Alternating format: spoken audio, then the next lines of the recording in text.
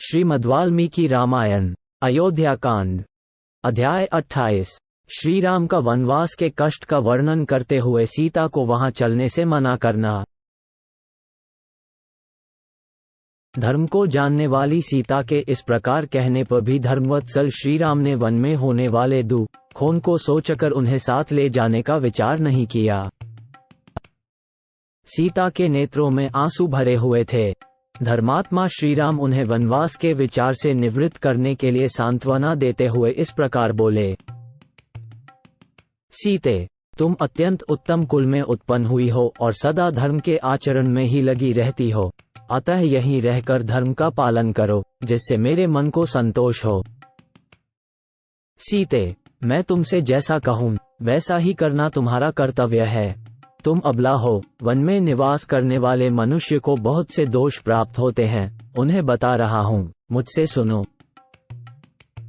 सीते, वनवास के लिए चलने का यह विचार छोड़ दो। वन को अनेक प्रकार के दोषों से व्याप्त और दुर्गम बताया जाता है। तुम्हारे हित की भावना से ही मैं ये सब बातें कह रहा हूँ। जहां तक मेरी जानकारी है, वन में सदा सुख नहीं मिलता, वहां तो सदा दुख ही मिला करता है। पर्वतों से गिरने वाले झरनों के शब्द को सुनकर उन पर्वतों की कंदराओं में रहने वाले सिंह दहाड़ने लगते हैं। उनकी वह गर्जना सुनने में बड़ी दुखदायिनी प्रतीत होती है, इसलिए वन दुखमय ही है। सीते, सूने वन में निर्भय होकर क्रीड़ा करने वाले मतवाले जंगली पशु मनुष्य को देखते ही उस पर चारों ओर से टूट पड़ते हैं, अतः वन दुख से भरा हुआ है। वन में जो नदियां होती हैं, उनके भीतर ग्राह निवास करते हैं। उनमें कीचड़ अधिक होने के कारण उन्हें पार करना अत्यंत कठिन होता है। इसके सिवा वन में मतवाले हाथी सदा घूमते रहते हैं। इस सब कारणों से वन बहुत ही दुखदायक होता है। वन के मार्ग लताओं और कांटों से भरे रहते हैं। वहां जंगली मुर्गे बोला करते हैं। उन मार्गों पर चलने में बड़ा कष्ट होता है तथा वहां आसपास जल नहीं मिलता, इससे वन में दुख ही दुख है। दिन भर के परिश्रम से थके मांदे मनुष्य को रात में जमीन के ऊपर अपने आप गिरे हुए सूखे पत्तों के बिछौने पर सोना पड़ता है, अतः वन दुख से भरा हुआ है। सीते, वहां मन को वश में रखकर वृक्षों से स्वतः गिरे हुए फलों के आहार पर ही दिन रात संतोष करना पड़ता है, अतः वन दुख देने वाला ही है।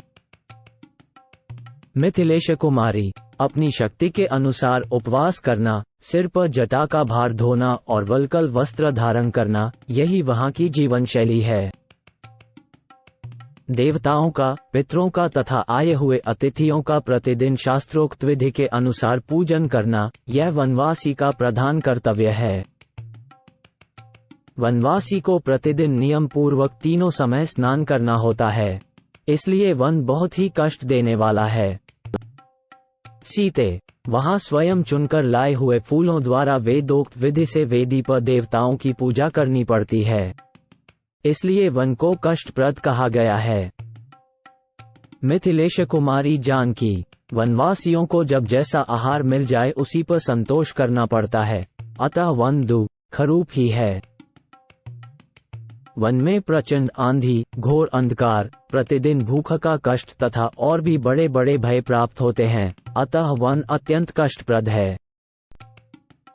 भामिनी, वहां बहुत से पहाड़ी सर्प जो अनेक प्रकार के रूप वाले होते हैं, दर्पवश बीच रास्ते में विचरते रहते हैं, अतः वन अत्यंत कष्टदायक है।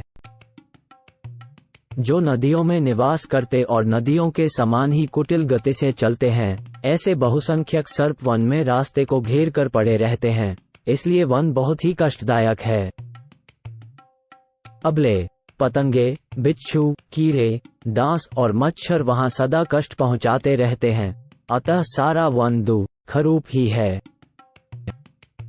भामिनी, वन में कांटेदार वृक्ष, कुश और कास होते हैं, जिनकी शाखाओं के अग्रभाग सब ओर फैले हुए होते हैं, इसलिए वन विशेष कष्टदायक होता है। वन में निवास करने वाले मनुष्य को बहुत से शारीरिक क्लेशों और नाना प्रकार के भयों का सामना करना पड़ता है, अतः वन सदा दुखरूप ही होता है।